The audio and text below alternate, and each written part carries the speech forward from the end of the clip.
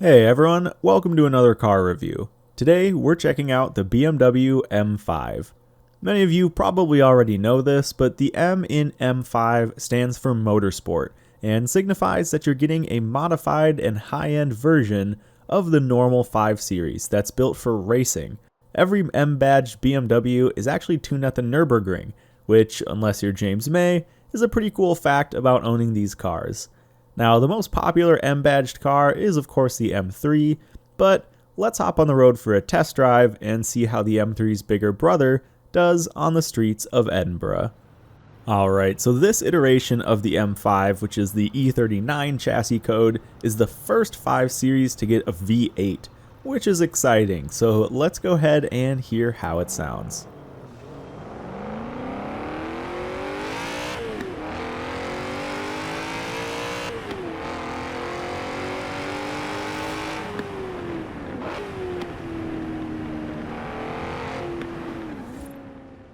Okay, honestly, I don't think it's too bad. It's missing some of the depth and seems sort of light on the signature BMW growl, so the overall feel is somewhat muted, but it's there. Some exhaust upgrades might help bring it out a bit more though.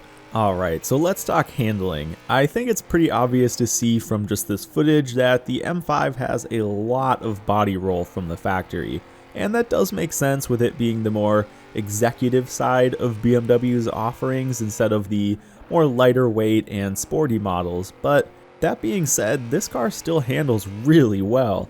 Just a bit of oversteer, which seems to be caused by the excessive weight transfer, but overall it's pretty grippy, has a nice smooth power band, and feels really locked in through corners. I definitely think that suspension tuning and keeping that linear power band are going to be key upgrades when I do the M5, so let's go ahead and hop into the upgrades window and see what our options are. Starting with tire upgrades, we have the usual affair starting with sport and then also rally, winter, and drag tires, and you will notice that this car very happily has track width adjustment, so very happy to see that in the game. However, very sad to see that for aero options it looks like we're stuck with just the normal front splitter and I think the normal rear wing as well. Super huge bummer because there's a lot of aftermarket support for the M5 and I would have loved to see at least something here besides the default Forza aero. Moving on into engine swaps though, it looks like we have a bigger V8. We can also go up to a V10 5 liter or a 5.2 liter V10. Those all look NA, so kind of keeping on theme, those might be some fun swaps if you're into it. And then since the car's rear wheel drive, we'll be able to all wheel drive swap it as well. And it looks like we can twin turbo the car if we so choose. So I'm going to go ahead and give the car some mods and a tune, and I'll be back in a second.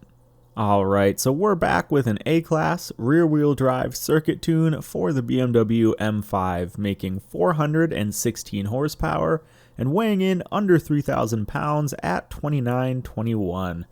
So when I first started modding this car, I was definitely shooting for an S1 build without the Forza aero on, but on the stock engine with the rear-wheel drive layout, I ended up not really being able to make a great setup for it. I'm sure with any of the bigger engine swaps, aspiration swaps, or even possibly the Forza aero, it would definitely make for a solid S1 car, but I'm really glad I kept this in A-Class because it is a phenomenal A-Class circuit car.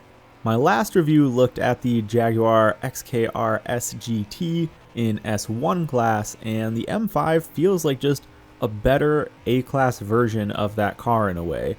The handling on the M5 is super responsive, meaning it's really easy to dodge traffic or make small corrections.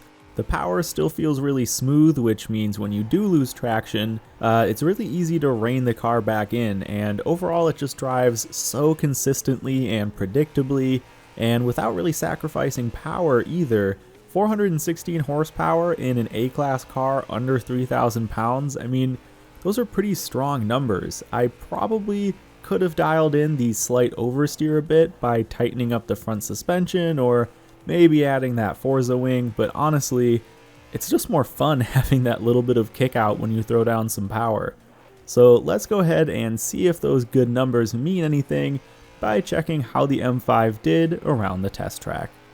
So we've got a pretty good sample size now of other A-Class cars, the Type R being the current fastest, and I feel like the Kia Stinger being kind of its closest competitor. So the M5 did the lap in 2:33.388. That's right, we have a new A-Class champ, and it's a rear-wheel drive BMW Saloon. I love it. So let's go ahead and hop right into the Hoki score and see how it does there. I feel like BMW's styling has always been a bit controversial, but personally I love the 90s and early 2000s look of BMWs, and that is no exception here with the M5. I'm giving it a 9 for looks. Now for the sound, it's honestly one of the more accurate car sounds I've heard in the game yet, so I'm going to go ahead and give it an 8 for sound. Customization, I'm really sad that there wasn't anything besides the normal Forza Aero, but there were wheel spacing options and some good engine swaps, so it gets a 3. Fun factor on the M5 is definitely high, and it helps that the car is actually really fast too, so it's not like you're really sacrificing much by having a fun car. So for fun, I'm giving the BMW another 9. Moving into competitive scoring, the M5 is just not much of a drag car, especially considering that there's other cars in the BMW lineup that are lightweight and can still fit big engines. So for drag, it gets a 3. It's a similar story with Rally. It's not bad, it still handles pretty well, but it's just overshadowed by its more lightweight brothers like the M3. Race, however, is where things start to change. It manages its weight really well, and as you saw from the lap time, it's clearly fast. I'm going to go ahead and give the M5 a 10. I just have not driven many other cars in Forza that are this intuitive to drive, especially considering that this car is a little bit on the heavier side.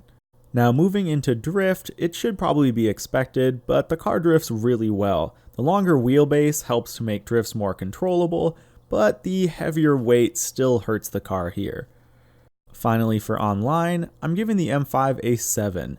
Even if it's rear-wheel drive, it's still worth bringing into A-Class online racing, and for a drift build, you could easily get in the top 1% with a drift tune here.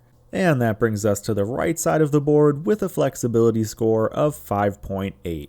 Now for style points, come on, this is the more executive, more grown-up, more classy version of the M3. If you pull up at one of these, I'm going to be happy. So it gets a 4 for style points, which brings us to a total of 71.8. And that means that we've just barely broken another record here with the highest Hoki score so far, beating out our Porsche 944, which was definitely a worthy competitor, but this car really deserves it.